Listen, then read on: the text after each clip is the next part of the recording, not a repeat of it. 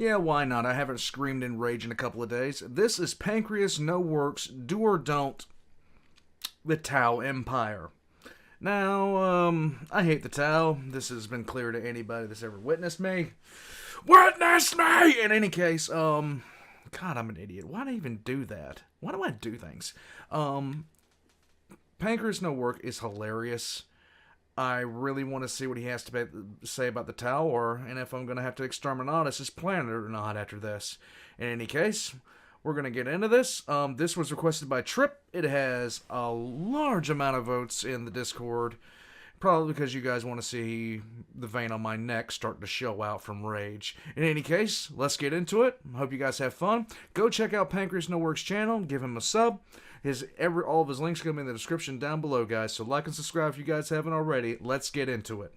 In darkness of the far future, life sucks. Technology is either not understood, feared, or both. Civil liberties are at their best. You get 2 corpse bars to eat instead of 1. And demons, ancient robotic zombies, and an all-consuming swarm of vor enthusiasts are all tearing the galaxy a new hole, and generally things just aren't great. But what if I told you there was a relatively bright spot in the galaxy? Rather than everyone at all times suffering under the burden of a 10,000-year-old decaying empire, there's a faction in Warhammer that's doing pretty alright, all things considered. Where technology is just technology, not a religion, and the government at least pretends to give a damn about you, where there's no worlds where life expectancy is measured in months. Are they invincible? Not at all. They're surrounded by overwhelming threats. Are they perfect? Of course not. No. Not even in the slightest. But if there's anyone you can call a good guy in the miserable hellhole that is Warhammer 40k, it's these fellas. And no, it's not. Even if that kind of thing isn't up your alley, giant mech suits are pretty cool, wouldn't you agree? If you don't agree, I'm gonna continue on regardless. So with all that in mind, why don't we go explore the Tau Empire, and if they're the faction for you. Surrender, human.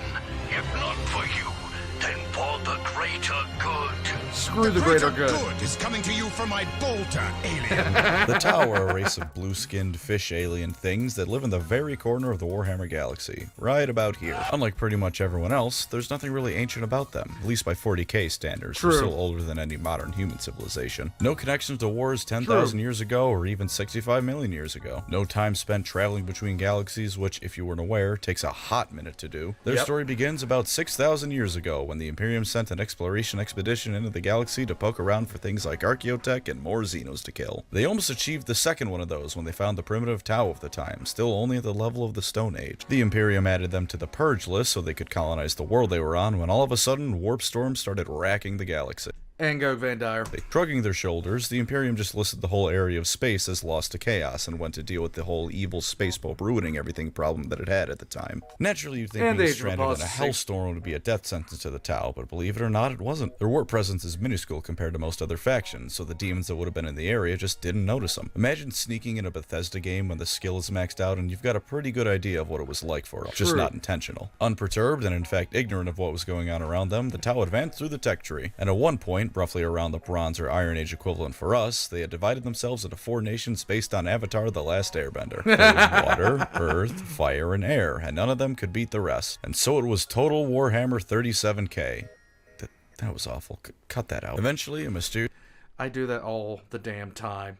I understand, my friend. I understand. This 5th group of Tau, known as the Ethereals, united them. First, they appeared at a siege between 2 of these nations and convinced each side to just quit it with all the fighting if they wouldn't mind. Then they convinced every other Tau on the planet to make nice with each other, and soon enough, the never-ending Tau Golden Age had begun. The former nations organized themselves based on the things they excelled at before into a caste system. Fire Tau were the strongest, so they became the Fire Warrior caste, who do all the ground fighting and pilot the gunmen. The Water caste do diplomacy, the Air caste drop bombs on people from above, and the Earth caste do all the boring technological development that no one cares about but needs to happen because it's a sci-fi setting. The Ethereals, naturally, are the leaders of the United Tau race because of course they put themselves at the top. In the span of a few thousand years, they went from a race of Stone Age barbarians to a star-spanning empire whose average level of tech is better than the Imperium's. And before you shit a brick, I said average level of tech, as in what Johnny Tau the Fire Warrior is likely to see day to day. I'll talk more about how it stacks up to other stuff later. Don't you worry, Mr. Imperium fan writing fast at me in the comments. Eventually, the warp storms blanketing their little corner of space cleared up.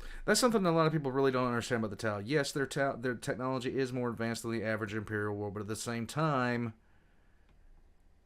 Holy shit.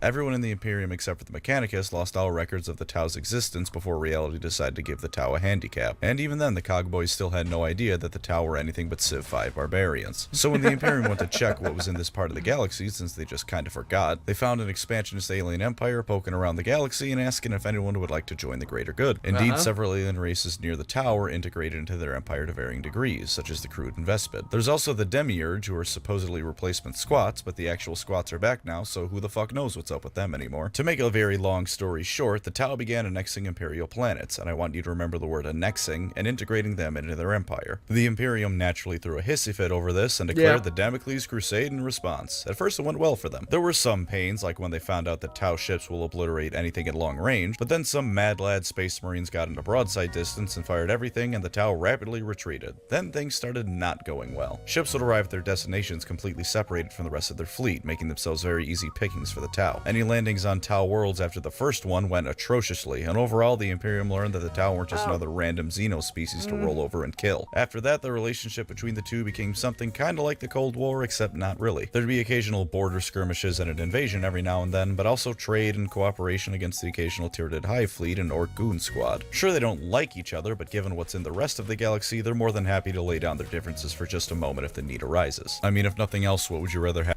He's really summarizing, but at the same time, it's all very accurate. as your neighbor? This or this? Let's take a break from the history and talk about the greater good, their guiding philosophy. To expand on it a little bit, the greater good is more or less the Tau philosophy on the universe and where the dead meme of them being communists comes from. It essentially means that each part works towards the betterment of the whole, each Tau and allied species contributing to the greater empire. Whatever course of action is best for most people is what they're gonna do. Granted, it just so That's not exactly true. happens that Tau are the majority race of the Tau Empire, but that's surely just semantics.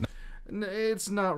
Yeah, it's more what's best for the Ethereals. Now, people who failed high school history class might immediately go, "Commie! Commie!" because McCarthyism is alive and well, but it really isn't. They have a caste system, the entire government is highly meritocratic, although at the same time rather nepotistic, and if nothing else, the Tau generally don't have to wait in lines for bread or toilet paper. If you're wondering what that sound was, it was everyone on the Sig Marxism subreddit doing a 180 on their opinion of me. TLDR, while there's an element of communism in the Tau, if you created what the Tau have in real life and told Karl Marx it was communism, he'd punch you in the throat. For all I said earlier about the Tau being good people by the standards of Warhammer, I meant it. I said to take heed of the word annexing earlier because that's what the Tau do. They annex worlds and the people on them. They aren't xenocidal. They're willing to make friends or at least allies with those who are willing in return. This has bit them in the ass before, which I'll get to, but it also lets them take over entire imperial systems because the Imperium is the worst government possible. That was about half hyperbole for everyone on their way to list governments that may or may not be worse. Granted, humans and other races are often treated as second-class citizens, but even then they can still rise up to positions of power, and by the standards of 40k, that's hugely better than anyone else. All that being said, they're nice by the standards of 40k. Throw them in Star Trek and you've got a villain on your hands.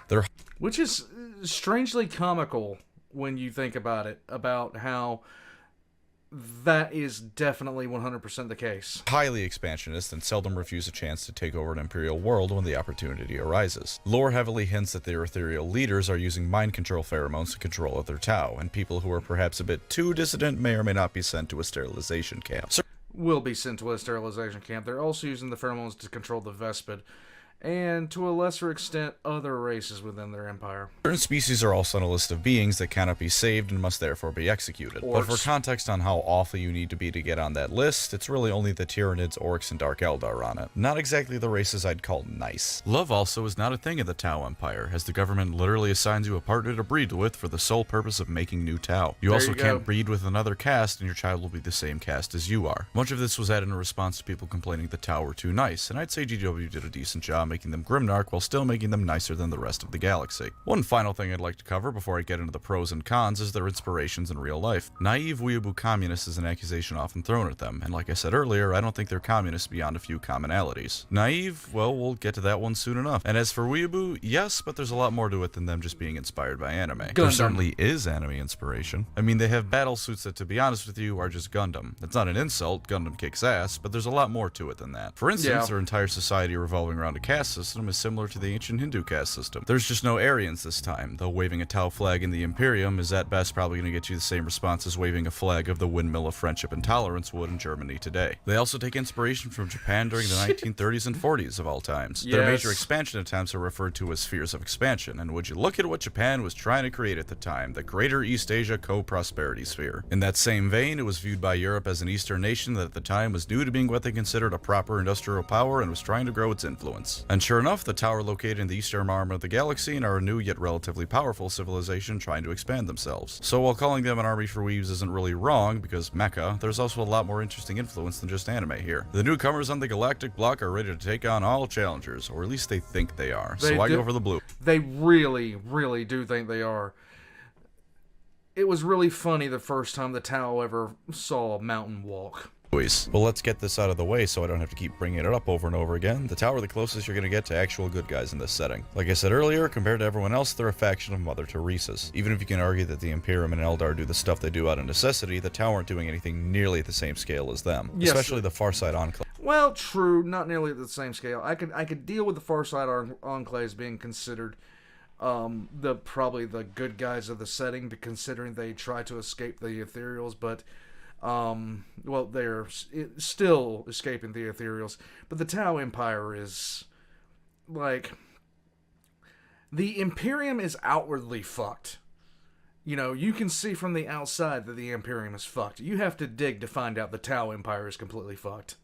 They're actually just straight up good guys. Not good guys by the standards of 40k, actually good guys. They kill orcs and have no mind control rulers and anything like that. The closest thing to evil they have is the titular Commander Farsight using a vampire sword, which is almost exclusively wielded against orcs. If anything, that's a goddamn civil service. Of course, by that same token, they also still do awful things, because this is still Warhammer 40k. I know I'm repeating myself between these 2 points, so I'll make this quick. Tau have re-education camps, use mind control, and still treat other races like second-class citizens. The whole point of me saying this again is that ultimately you can run the entire spectrum of morality with the Tau, which is a positive. Whether you want a more good or evil viewpoint on them, they can accommodate you. Time to say something new now. The Tau, unlike pretty much every other faction in the game, represent progress. They aren't a dying feudal empire in space like the Imperium, and they aren't damned to eternal torment upon death like the Eldar. And of course, they aren't a shadow of their former selves like everyone, to be honest with you. They've only ever been going up in their society. There was no horrendous dark age following a golden age that will never be recreated. They've had plenty of setbacks, sure, but they haven't been hard reset like everyone else has. I guess the Tyranids haven't regressed much either, but the only thing they're progressing towards is a galactic buffet table, so I don't really count them personally. If you like anime, then oh boy are these the guys for you. Look at all these wonderful Gundam figures. Even the things that aren't Gundam still look like anime. I mean, look at the basic Fire Warriors. Dirty them up a bit and tell me these guys don't belong in Cowboy Bebop or something like that. Combine that with the fact that the Tau are very distinctly Japanese in spite of the other historical inspirations, and you have a weeb's wet dream. It makes sense after all. One reason they were developed was to cash in on the Japanese market. But to avoid ruining this video with too much of my weeb crap, if you like weeb crap, you'll like the Tau. And even if you don't like anime, it's not hard to imagine the Tau battlesuits as Titans from Titanfall. There's also the Ghost from Halo for some reason. I mean, Ghosts are fun to drive, I guess, so why not put it in the ranks? Bit of a tangent, but if you're a fan of playing the long game, you'll probably like the Tau. Because history runs in cycles, and as much as people don't want to admit it, the Tau are poised to become the next major superpowers in many ways. They haven't regressed really in any way, shape, or form. They're only ever expanding, and their neighbors are dying empires. Now I'm going to address their relative strength later, but consider ancient humanity in 40k really quickly. It had to contend with countless xenospecies, the subtle influence of chaos, and the colossal Eldar Empire of the time, and it still managed to become the galaxy-wide imperium we know and love. The Tau similarly have to contend with a whole variety of incredibly strong enemies, but none of them are able to take the Tau out without weakening themselves on other fronts. And the Tau are both clever and strong enough to slowly expand at the perfect time to maximize gain and minimize loss. Well, I don't know if their galactic primacy would last very long when they finally achieve it, given that things like the Orcs and Tyranids exist, or to be honest with you, how such a thing would come about. The Tau are in many ways poised to take over when the Imperium finally cracks. Perhaps they won't be the last man standing, but for a decent bit of time I could see them being the dominant power. At least if Warhammer didn't run on plot armor and the Imperium shattered like it should have long ago, this would be the case. But a man can dream, and so can the Tau. And while this aspect of the Tau has unfortunately been downplayed more and more, the Tau are currently the closest thing to a federation that 40k has to offer. There's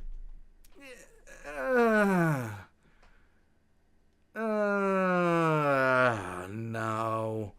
That's the one biggest problem I have with the Tau. Everybody keeps on making these comparisons, and the truth of the matter is the Tau are completely... the Tau enslaved the Vespid. They enslaved him. End of story. Full stop. So... A federation? Maybe. Hegemony? Yes. There's the Kroot, the Vespid, and the unfortunately underrepresented Demiurge as the major Tau allied species, and while there's no official tabletop model, there are millions of humans happy to fight for the Tau and serve its government. While And they deserve to be nuked. yes, the Imperium also has client xenostates within itself, they aren't given nearly the same level of representation as they would get amongst the Tau. So if you like playing a xenophile empire in Stellaris, here's the army for you. Finally, the Tau are, for a variety of reasons, immune to being destroyed despite their small size. Militarily speaking, despite being possibly the smallest faction, they punch well above their weight class. Even Caiaphas Cain says if there's one thing that the Tau know how to do, it's put on a good war. He may be a coward, but he knows when someone is good at fighting. How else do you think he knows to run away from them? Because of this, no other faction can destroy them because such a thing would require committing more resources than they can spare. Massive Imperial Crusade coming? Hope the Emperor doesn't mind losing half his territory to orcs and chaos while it goes on. Chaotic incursion? Sure, that'll suck. It'll suck for the god invading when the other three pounce on them for being distracted. Right. Some of this is plot armor, I admit, but let me ask you a question. If the Imperium can regularly destroy orc was with more orcs in them than a hive world has people, Marnius Caligar can destroy an avatar of Cain in 1v1 combat, and Chaos Demons and Imperial Saints can resurrect themselves forever, why don't the Tau deserve the plot armor of not being instantly wiped? Doesn't seem like too much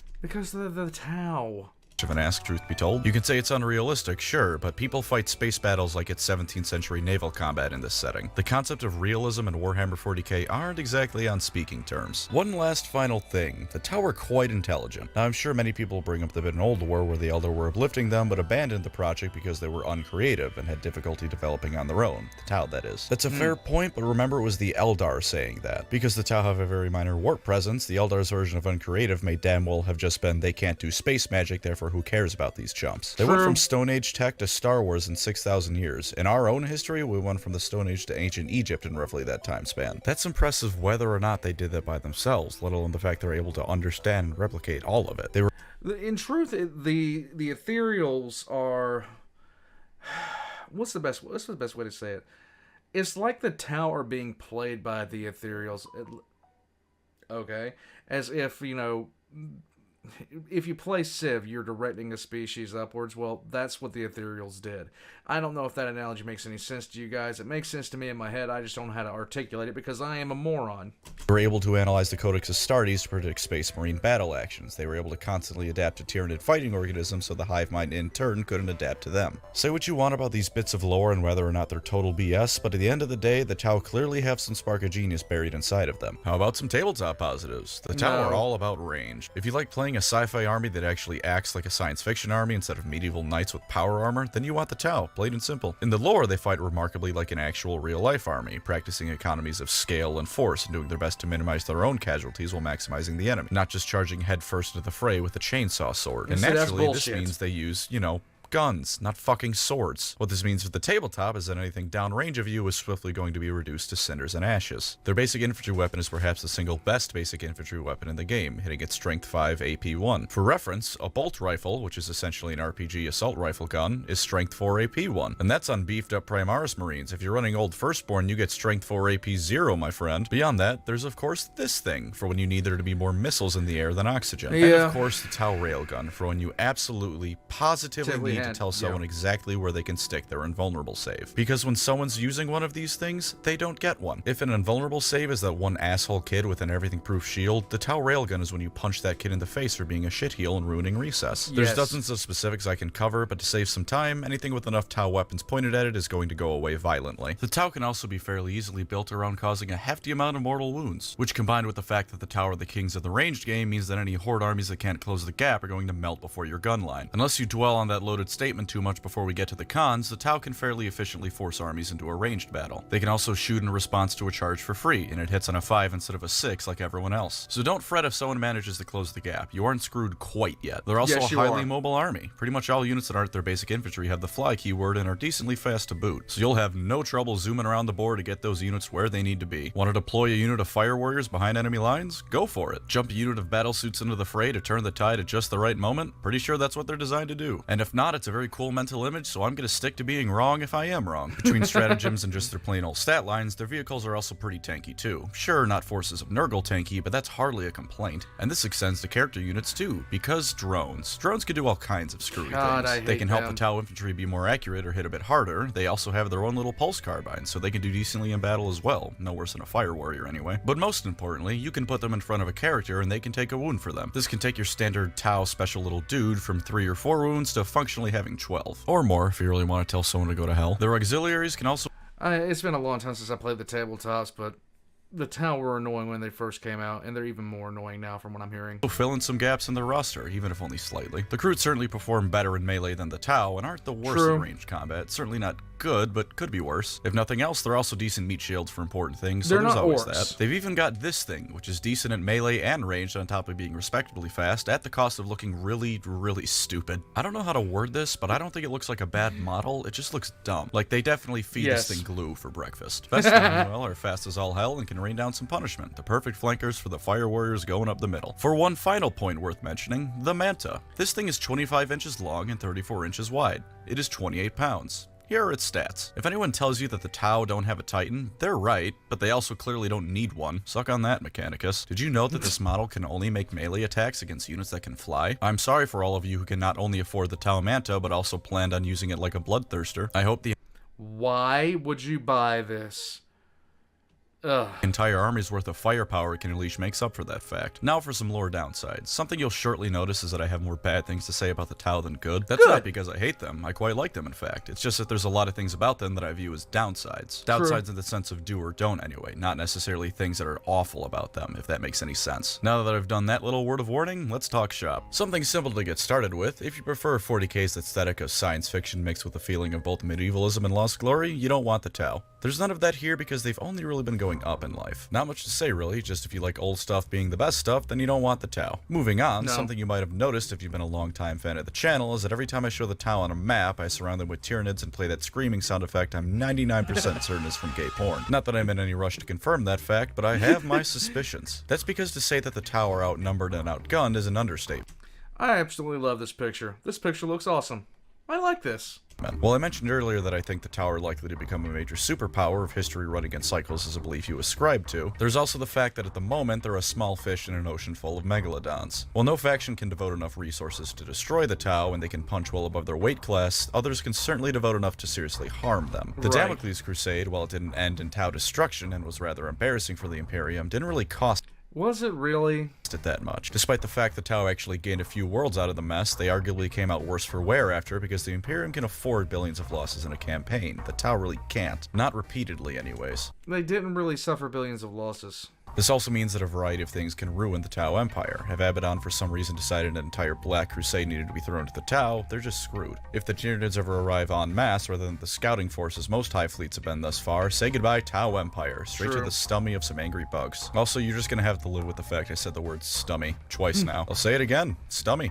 You can't stop me. Let's not forget the Farside Enclaves either. They have, I believe, 4 entire star systems in their name. In 40K, that's nothing. That's less than nothing. They are to the Tau what the Tau are to the rest of the galaxy in terms of numbers. Relatedly, while their average level of technology is better than almost everyone else's but the Necrons and the Eldar, they lack the real big stuff that admittedly only ever makes an appearance in lore. But this is the lore section, so that's a valid criticism. They've got no archaeotech time-distorting superweapons like the Imperium, or devices that can turn a planet inside out like the Eldar, or the funny Necron button that can set any star in the galaxy to go supernova. Thank you for that one, GW writers. Very cool and balanced. Well, I have no doubt the Tau will eventually develop such things. They're a long ways off from it, and that can hurt them if anyone decides that things are getting desperate enough. There's a variety of reasons why each of these things those factions have aren't used, but at the end of the day, other people have those things and the Tau don't. To go back to an earlier point, let's talk about the naive part in naive weeaboo communists. It's been downplayed more and more given that the Tau have been around the block for a decent amount of time, but they're still in many ways in the dark about what's really in the galaxy. At least all but the highest echelons of their leadership are. A story that gets told a lot, but it's funny, so here it is again, is that when they first heard about Titans, they thought it was Imperial propaganda. Surely no one would be stupid enough to invest so many resources into a single war machine. That's unbelievably wasteful. A single Titan's worth of resources could supply an army. Then those churches in the distance started walking towards them, and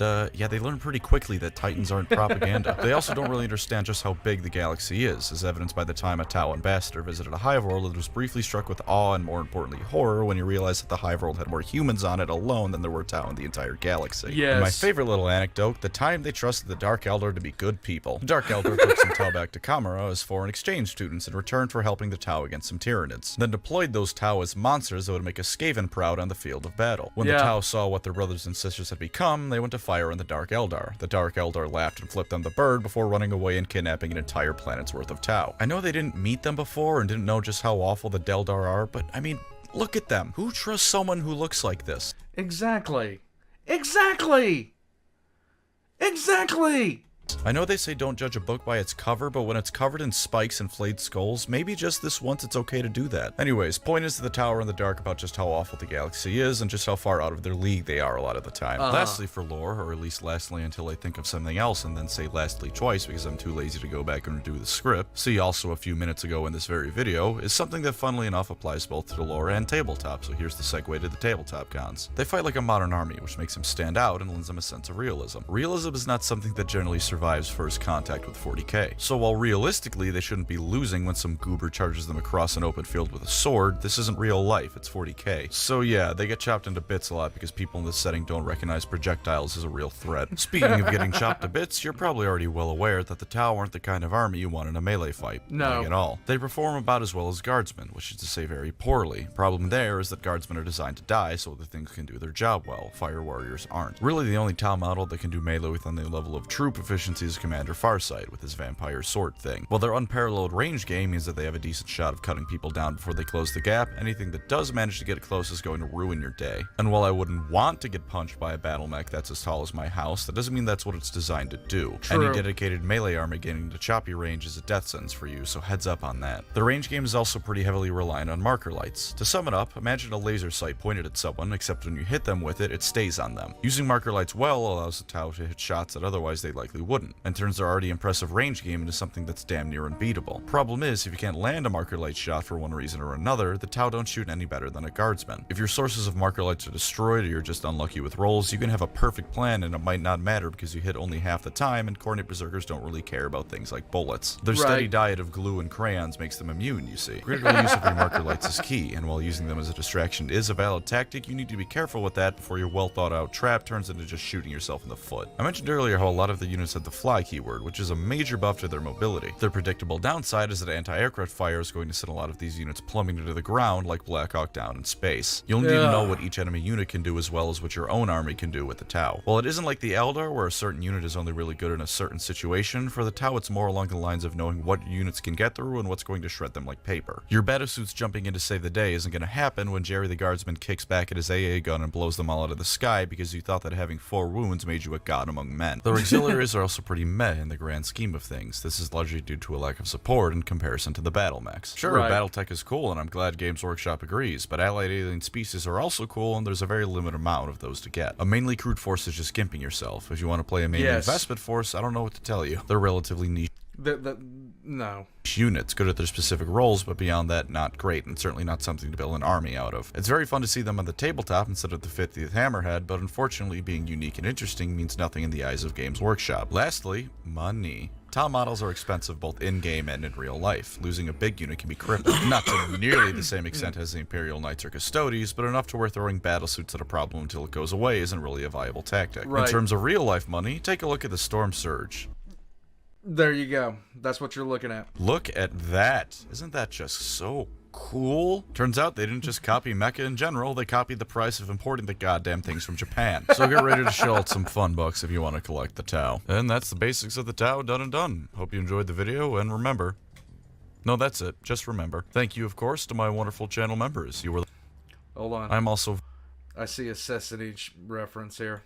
very sorry to break your heart, but Tau women don't have boobs. At all. Sorry, Chief. They're not mammals. All of that fan art is at best Imperial propaganda. Is what I would tell you if I was a goddamn fool. Big titty fish mommy took over the galaxy in endless space and Warhammer 40k. Let's go! Okay, so flat out, I had everybody asks why I hate the Tau so much. I actually had a game. There was this 9 times out of 10, the reason somebody winds up hating a faction is because of that guy.